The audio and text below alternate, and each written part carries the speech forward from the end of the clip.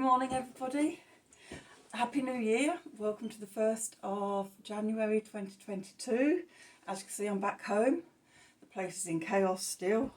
I will be sorting and clearing the place in the next couple of days.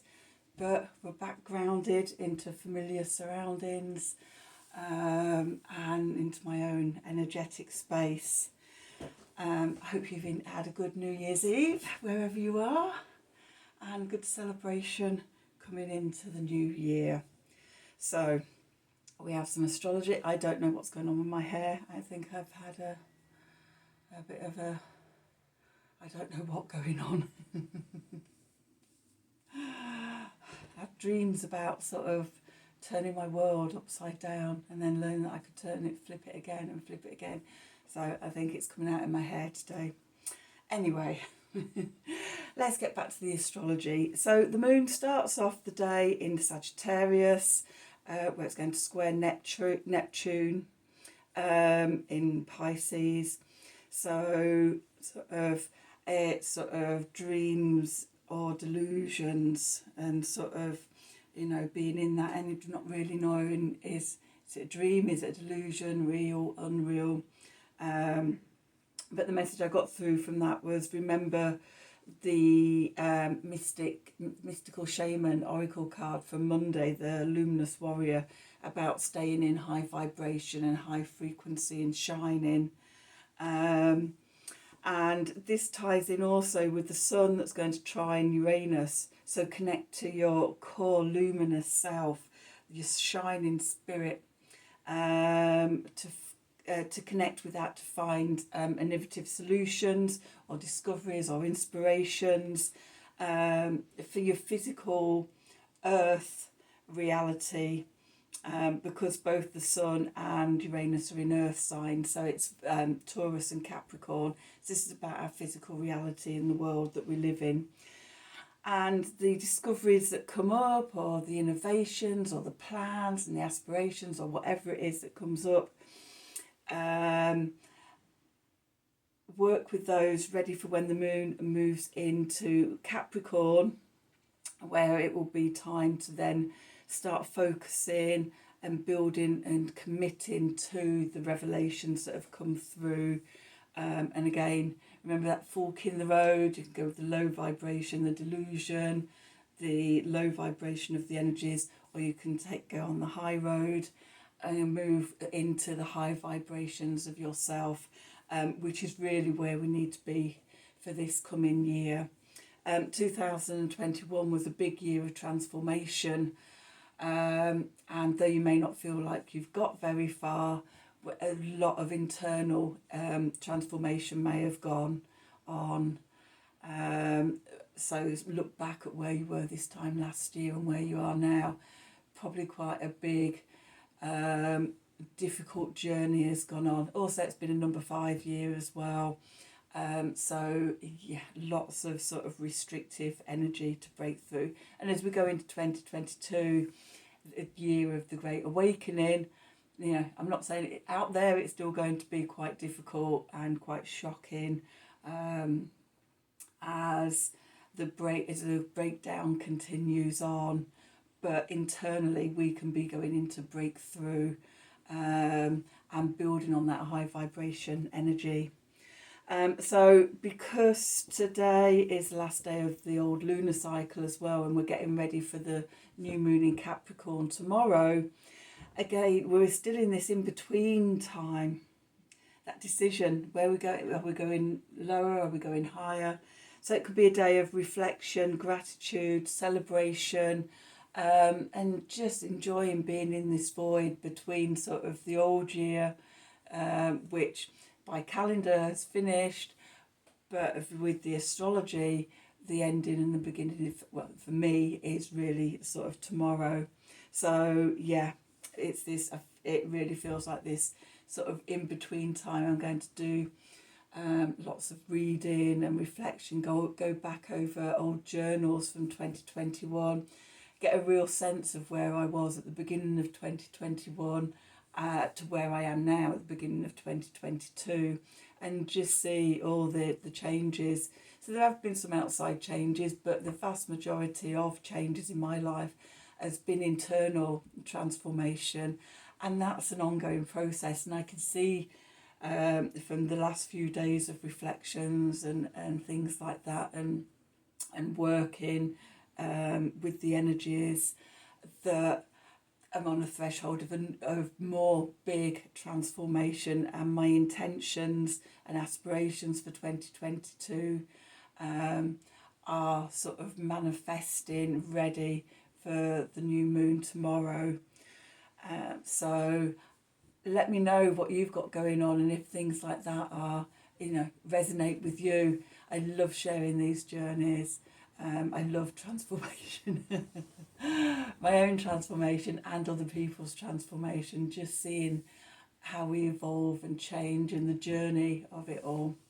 So let's see where we are with some readings and some cards. So we've got the Wisdom of the Oracle deck today, no wobbly table, no being interrupted by people unexpectedly coming home or doing stuff.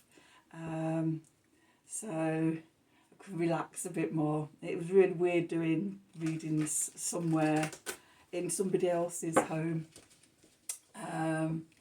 The energy was sort of really different than sort of being here in my own space. But yeah, one of my plans for this business is to be able to sort of do this from anywhere in the world. So, practice at stepping out of my comfort zone, and, seeing what's needed. So there are things like sort of slow uploading speeds and things, and interruptions by other people, and trying to time my readings with the right light and things, and lots to think about and lots for me to sort of take forward. But I still enjoy doing all the readings, and coming out your comfort zone, learning process, as it always is. Anyway, let's get back to the cards. So what do we need to know for today, the 1st of January 2021? Messages from Spirit for the collective. New Year's Day 2022. What do we need to know?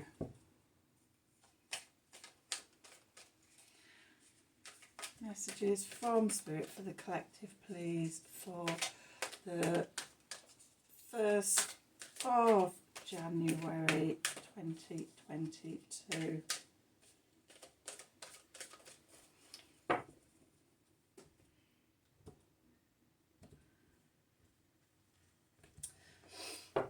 Okay, so at the bottom of the deck, we've got peace.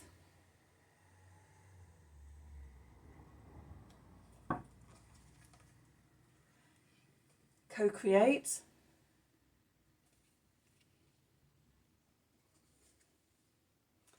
And truth be told.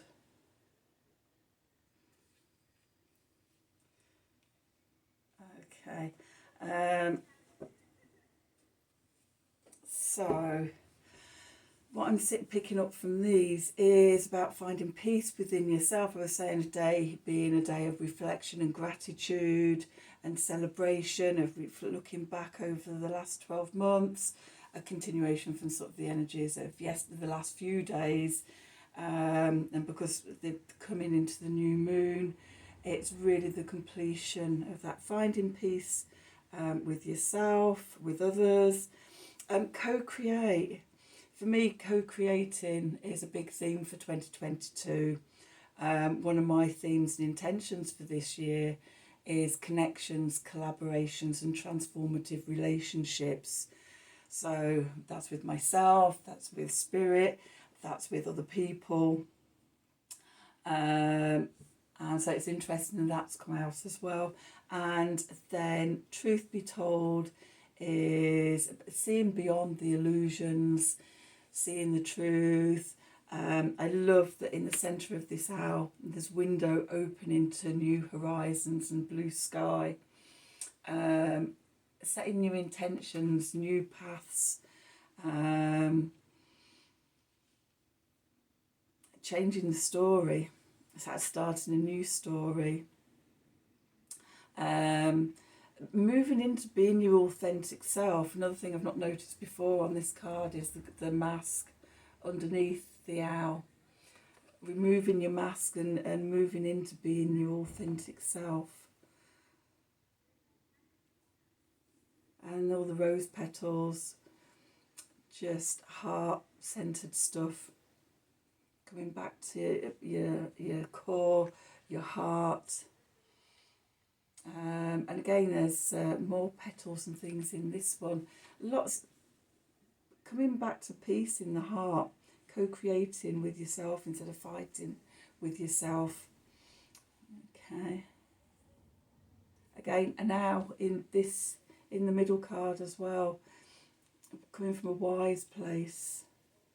And we've got eggs. So yeah, lots of sort of energy of new beginnings, new possibilities, authentic relationships with yourself, with others. A nice way to start the year. Let's do some tarot and see what message the cards have as well.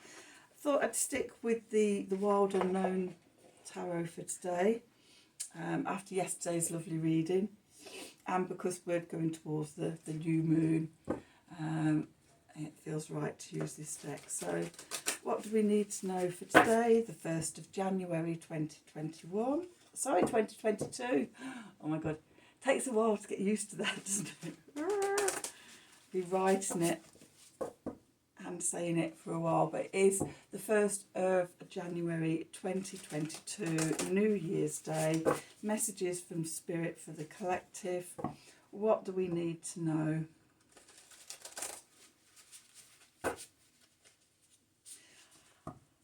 The other thing I like about these cards is the blues and the greens.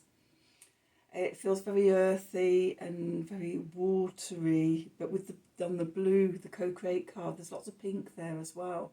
It's sort of the feminine energies of water and earth coming through. What do we need to know for today? Messages from Spirit for the collective, the 1st of January 2022, please.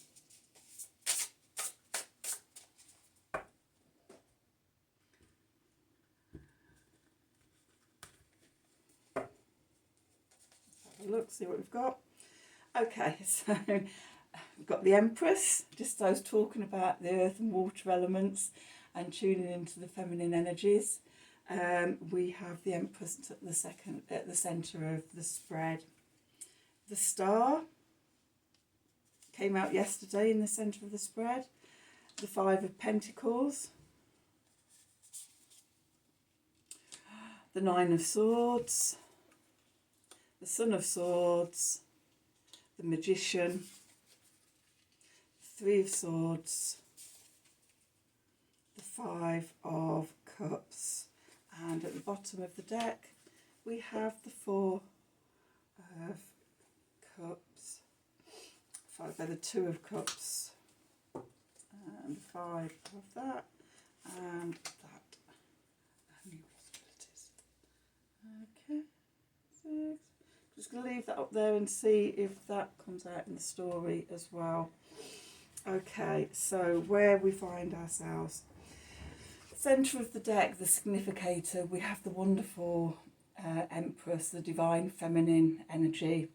And as I was saying before about the colours of the wisdom of the oracle cards coming out, the blues, the pink, the greens, very much the feminine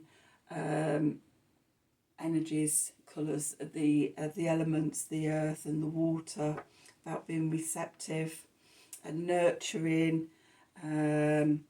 So finding ourselves sort of connecting to the divine feminine. The Empress is the mother of the tarot, and as I've talked about before, about sort of this time of year connecting deep down into the earth to Gaia, and receiving sustenance and renewal and rejuvenation and nurturing from the divine feminine. Also, we have the moon just in the top corner from there of the card. It's the waning moon going down to the new moon tomorrow. In the subconscious, the moon card, which is your emotions, your intuition, the subconscious, what's going on below the surface. We've got the star, we've got hope, we've got optimism, we've got new inspirations, and fantastic energy as we step into the new year. Okay, the Mercury card, which is information, communication, the details. We have the Five of Pentacles. This is a card of lack. And it's like, find this in this deck, very sorrowful, sort of, it's almost like the rose is weeping. And story of lack is the story of the old paradigm. Where are you holding on to lack in your life? Do you have doubts about where you want to go, or that you know where you want to go, or that there won't be the resources, or you're stepping out of your comfort zone too much? This card is calling on us to examine that. Where are we holding on to the old patterns and the old paradigms? Again, day before the new moon, this is the things we want to be bringing up so that we can release. The Venus card, Venus is our values around money and around love, relationships, beauty, harmony, what we value in our lives. And we've got the Nine of Swords, quite spectacularly grim in this deck. And it's about anxiety and worry, what wakes you up in the middle of the night. And again, I'm seeing this as connected to this lack card. When we're in lack, we're disconnected from ourselves, we're disconnected from spirit, and we worry and we think we've got to do it all on our own. And we can't see our way through, like the two eyeballs in here, but also the maggots and things, and the worms eating at us inside with worry and anxiety. And that disconnects us from our divine mothering self and dims the star. So really be examining ourselves for this. The Sun card, which is at our core, it's our vitality and our luminous shining self, our inner power and things. We've got the Sun of Swords. The Sun of Swords is the equivalent to the Knight of Swords, and this is about information coming in quickly. Okay, this could be the Sun trine Uranus today. Connect to your luminous core, your luminous self, to find innovative solutions or discoveries or inspirations. Okay, how do we get past this? Okay, connecting to our higher selves. Connecting to our higher selves in the Mars position of action to take, will, determination, drive, our creativity, our fire, our passion. We have the Magician, and the Magician manifests in the physical realm from heaven, often in the cards as a figure, reaching up to heaven and reaching down to the earth and manifesting down. They have in control of all the elements, or working with all the elements, the air, the fire, the water, the earth. I'm able to manifest out into the world, really overcoming this. Okay, in the Jupiter position, we have, the Jupiter position is about expansiveness, it's about freedom and justice, and opening up and hope, and good luck, good fortune in our lives. We have the Three of Swords. This is about healing the broken heart. This is how we break through this, and this is by connecting into our heart to connect with ourselves, to heal our heart, to receive the love of the Divine Mother and the nurturing and the renewal. Okay, the Saturn card, what's holding us back, our limitations, obstacles, restrictions, responsibilities, commitments and things. We have the Five of Cups. The Five of Cups is about disappointment. It's about regrets from the past, loneliness, being in this lack mindscape, I don't know where that word comes from, mindset of, oh, I don't know if I can do it, oh, it's never worked out before, being in low vibration. These are cards of being in low vibration. As I said, we're at a threshold, the fork in the road, and you can either go down into these lower vibration negative energies, or we can work to overcome them. Okay, the cards that came out from the bottom of the deck. First of all, we had the Four of Cups, and I never know if that's a rat or a mouse. I think it is a rat. We've got the moon up there as well. But the Four Cups is about inertia, emotional inertia, and being cut off from our emotions and our feelings and things, and disconnected. And when we're disconnected, it's very easy to miss opportunity. When our heart is wounded, it's very easy to be in that energy. Again, we've got the moon. This could be sort of what to be reflecting on, and where we could be limiting ourselves. Next to that, the card that came out next was the Two of Cups. It's about, again, connecting to our heart, connected to our emotions. Can be read as, a new relationship forming. That relationship can be with yourself, your higher self, and your physical self, your 5D and your 3D self coming together, co-creating. Okay, come into that state of peace and co-creating with yourself.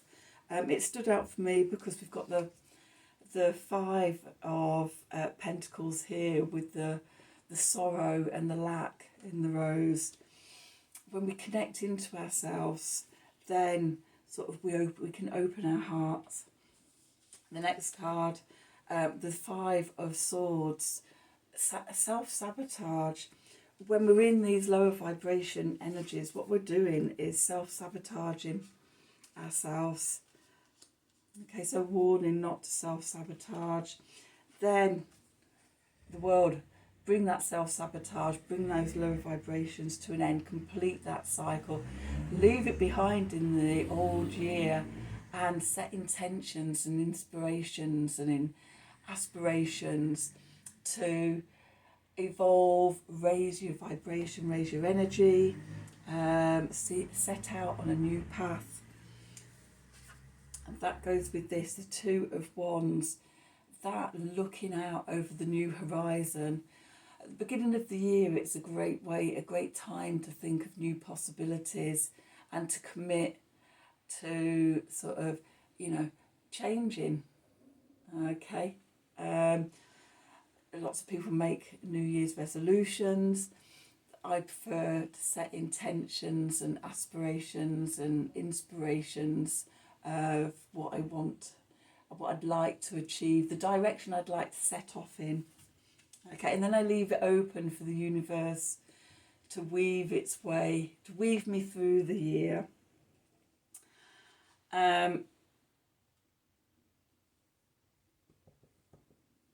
And then the card after that, the card after that was the Six of Pentacles, giving and receiving. As we sort of co-create and work and with ourselves and with the universe and with others, we come into co-creation and give and receive. So as we do this work, the universe responds to us. We've got three fives come out. We've got the Five of Cups, the Five of Pentacles, and the Five of Swords. The only five that didn't come out was the Five of Wands, which is irritations, minor irritations and strife and struggle, which, you know, when we are trying to change behaviours, old beliefs and old stories that may not even be ours, they may have come from our families and things like that, but we've grown up with those stories. It can be a struggle to work, but if we make a commitment to keep doing that, and it could be that, you know, with sort of the new moon in Capricorn tomorrow, it could be, you know, very good, its intention to set that you're going to commit to change.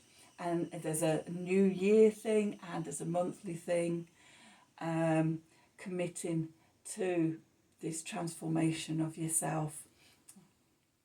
Okay, I'm just going to do a work your like.